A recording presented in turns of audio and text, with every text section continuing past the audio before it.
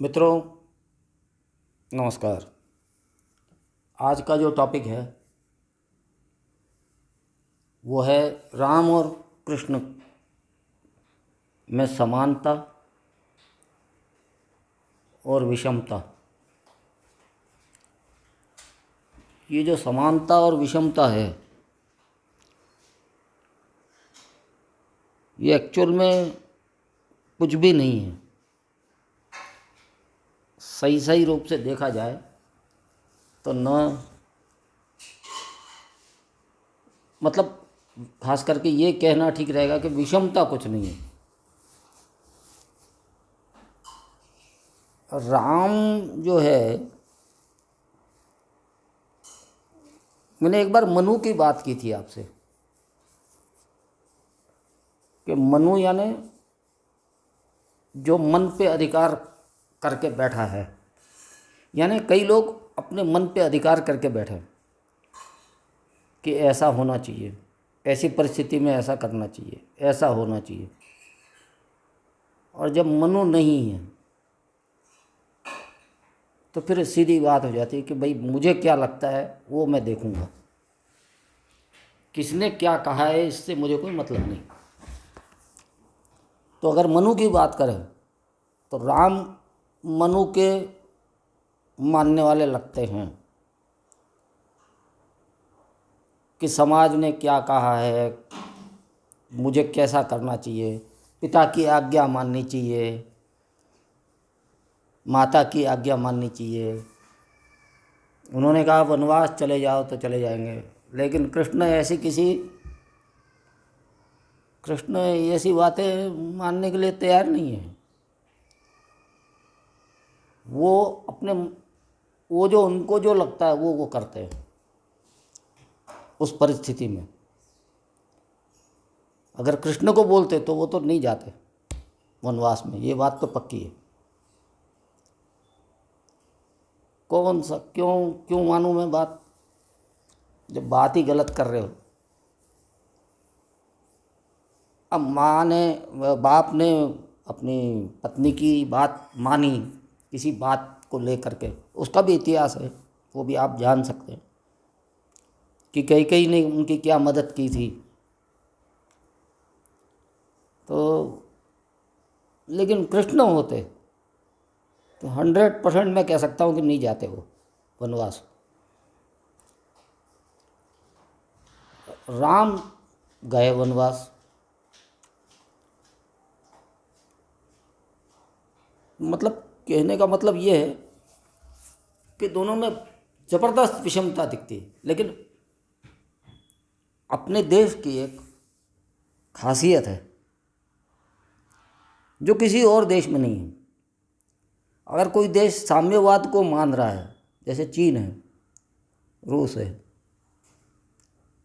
तो वो साम्यवाद के खिलाफ जाकर के सोचने के लिए तैयार नहीं है। अमेरिका है, पूंजीवाद की बात करता है, तो वो पूंजीवाद के खिलाफ जाकर के सोचने की हिम्मत नहीं रखता कि वो पूंजीवाद से बड़ी भी कोई चीज़ हो सकती है। तो लेकिन हिंदुस्तान में, भारत में इस बात पे बड़ा जोर है कि आपस में जो विरोधाभासी बातें हैं, जो बिल्कुल विपरीत दिखती हैं, उनको भी, दोनों को बराबर समझती है। अपने यहाँ चारवाक हुआ है, वो इसका सबसे बड़ा उदाहरण है, जिसका एक कथन आपको सबको मालूम होगा।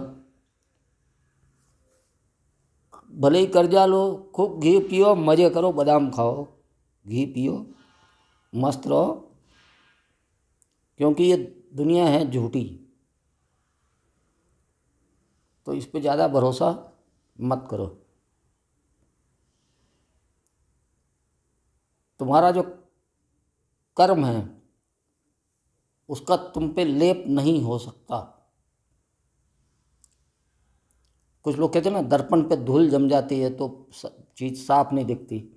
वो कहते नहीं, उस पर धूल जम ही नहीं सकती। जो ज़्यादा बड़े ज्ञानी वो ये कहते हैं कि धूल जम ही नहीं सकती। तो आप चाहे घी पियो, चाहे राजा बनो, चाहे झोपड़ी में जाके रहो, किसी चीज़ का कोई फर्क नहीं पड़ता। कर्म आप पे लेप बन के नहीं रह सकता। तो चारवाक हुआ। चारवाक के अलावा एक नाम अगर मैं और बताऊं, वात्स्यायन, उसको भी भारत देश ने ऋषि माना है। अब ये तो बहुत ही बड़ी बात हो गई।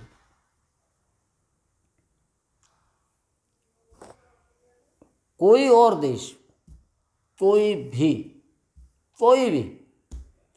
इस बात की कल्पना भी नहीं कर सकता कि चारवाक, वात्स्यायन,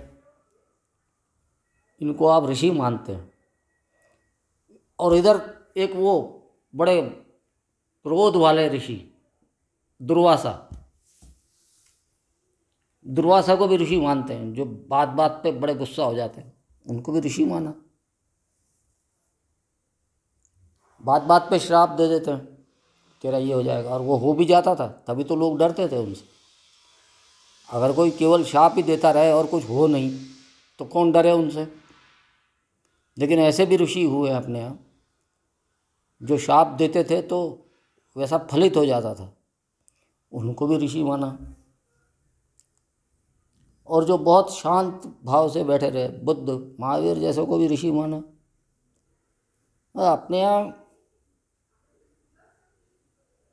अपने यहाँ बोले तो पूर्व में, ये जो पूर्व की संस्कृति है, कुछ लोग इसको सनातन बोलते हैं। जो सनातन से भी ऊपर चढ़ के बात करते हैं वो कहते हैं पूर्व की संस्कृति, पूर्व के जो देश हैं। पूर्व यानी तुम बोले तो अपने चीन, जापान या भारत, या बीच में आने वाले देश। आज की तारीख में जो लड़ाइयाँ चल रही हैं सारे देशों के बीच में,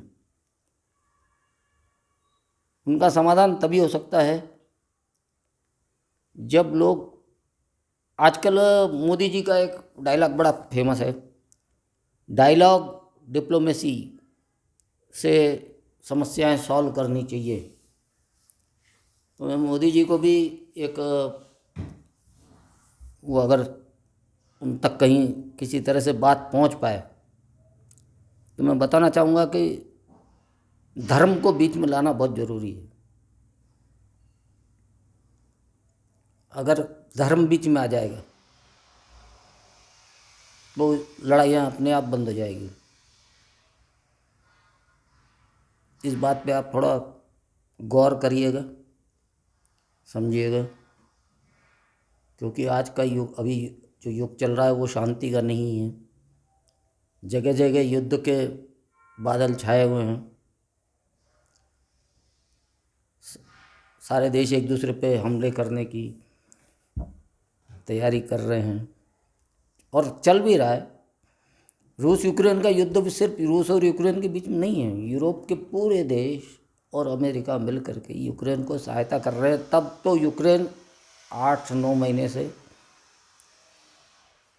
लड़ाई लड़ रहा है। अगर इनके पीछे ये देश नहीं होते तो वो आज नहीं लड़ पाता इतने दिन तक रूस से। और इस युद्ध में दोनों को नुकसान पहुंच रहा है। और मोदी जी ने कहा था कि शांति, डिप्लोमेसी, डायलॉग से इस समस्या का समाधान करना चाहिए। तो इसमें मैं एक शब्द जोड़ना चाहूँगा, धर्म, कि इसमें अगर धर्म शब्द ले आए अपन तो सारी समस्याओं का समाधान हो सकता है।